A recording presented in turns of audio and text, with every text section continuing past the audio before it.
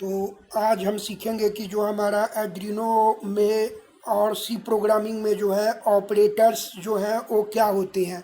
तो ऑपरेटर्स जो है ख़ास तौर पे विशेष तौर के मैथमेटिकल या लॉजिकल फंक्शन होते हैं। फंक्शन मतलब ग्रुप ऑफ इंस्ट्रक्शन होते हैं जो मैथमेटिकल या लॉजिकल टास्क को कंप्लीट करते हैं।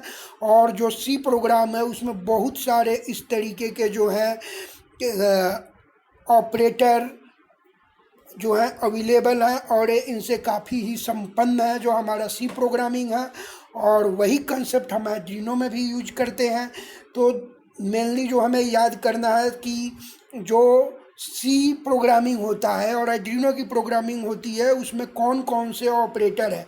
तो यहाँ हम देखें तो 2, 4 और 5 तरीके के मेन हमारे जो हैं ऑपरेटर हैं। Arithmetic operator, comparison operator, Boolean operator, bit wise operator and compound operators हमारे पास हैं। तो अर्थमेटिक ऑपरेटर जो है वो क्या करते हैं उसको हम एग्जाम्पल के साथ समझेंगे और वो कौन कौन से जो काम को है कर सकते हैं। तो हम मान लेते हैं कि हमारे पास एक वेरिएबल है जिसमें कि वैल्यू स्टोर है 10 और दूसरा वेरिएबल बी है जिसमें वैल्यू स्टोर है 20। तो अब हमारे पास है असाइनमेंट ऑपरेटर। तो असाइनमेंट में वैल्यू जो है असाइन हो जाती है। जैसे कि मैं यहाँ पे बोलता हूँ A assignment operator equal to B, मतलब जो बी की वैल्यू है वो ए की में असाइन हो जाएगी। तो पहले क्या था, ए में 10 था और बी में 20 था। तो यदि मैं लिखूँगा ए इक्वल टू बी तो इस ऑपरेशन के बाद ए की वैल्यू 10 न रह के 20 हो जाएगी क्योंकि जो वैल्यू बी में था वो ए में चला जाएगा।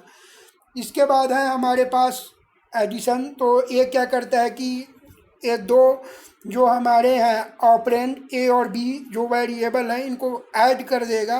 तो ए प्लस बी 10 और 20 जुड़ के 30 हो जाएंगे।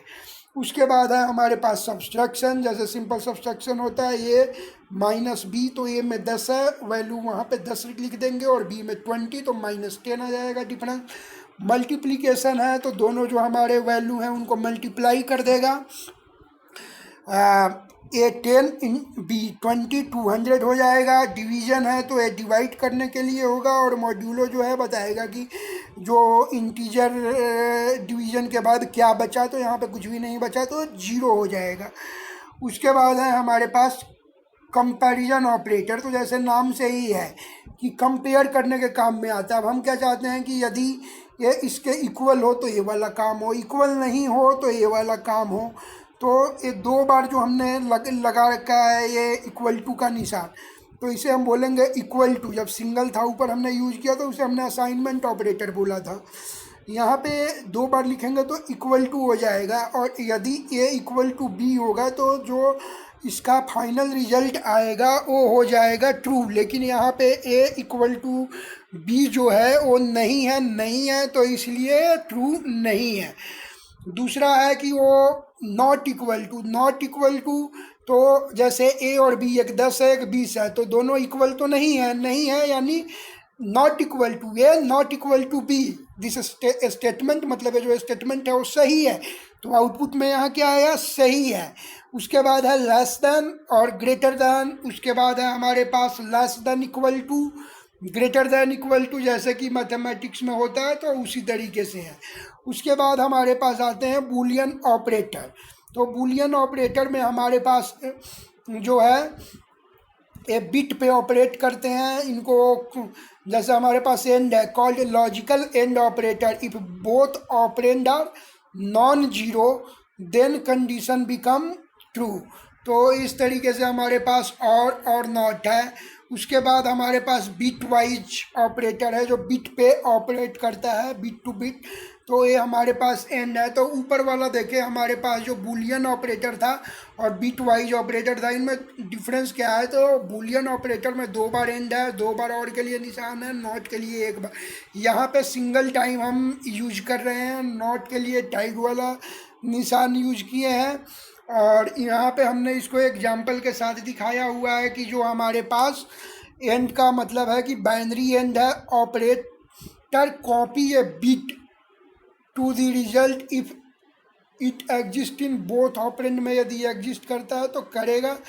तो ये हमने एग्जाम्पल के साथ यहाँ, और उसके बाद होते हैं हमारे पास कंपाउंड ऑपरेटर, जैसे काफ़ी यूज होता है इंक्रीमेंट एंड डिक्रीमेंट, तो जिस पे भी हम लगा देंगे, जैसे ए प्लस प्लस, तो ए की वैल्यू 10 है तो वो 11 हो जाएगा ए प्लस प्लस लिखने से। और यदि हम ए माइनस माइनस 2 बार करके लिख ले रहे हैं ऑपरेटर को, तो उसकी वैल्यू जो है एक माइनस कम हो जाएगी।